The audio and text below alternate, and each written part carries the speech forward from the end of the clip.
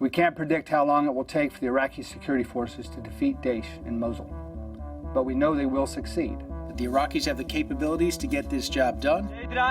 Officials talk like triumph is assured against a foe they say is on the run. Just as ISIL's been defeated in communities across Iraq, ISIL will be defeated in Mosul as well, and that will be another step towards their ultimate destruction. Over the course of a year, in Syria and especially Iraq, an offensive has hammered ISIS territory, wiping away areas of control. In Iraq, Mosul is its final urban stronghold. But ISIS has always thrived on its enemies' overconfidence. We're not dealing with a ragtag militia. We are dealing with a very sophisticated military force, a jihadist regime that has something akin to a multi-divisional military and a very sophisticated intelligence service, which is why it's able to occupy the territories that it is and mount transcontinental terrorist attacks. After a lightning advance earlier in the week, the anti-ISIS coalition slowed to a crawl. The pushback fierce. When you see people talking and using the words beginning of the end, I would be cautious. ISIS may be faced with a force that's bigger, better equipped, and backed by coalition air power, but it doesn't need to hold Mosul to claim victory. They don't have to defeat the coalition. They have to make sure that they are resistant, because that's what's going to get them more recruits.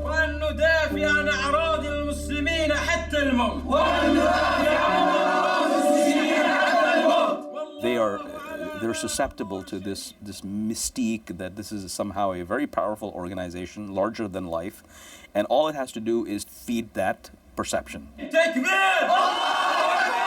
ISIS leaders can melt away to Syria and fight another day. The core of ISIS is running between Raqqa and Deir ez-Zor in Syria. Near that ISIS heartland, there are no allies on the ground in a position to mount an assault.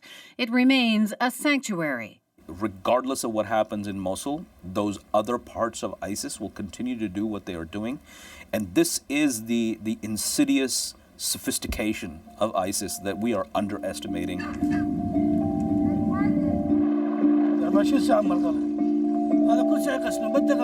Meanwhile, in dislodging ISIS from Mosul, civilians are expected to pay a horrific price. The next period, through this push, we're gonna really see a tremendous amount of bloodshed and devastation.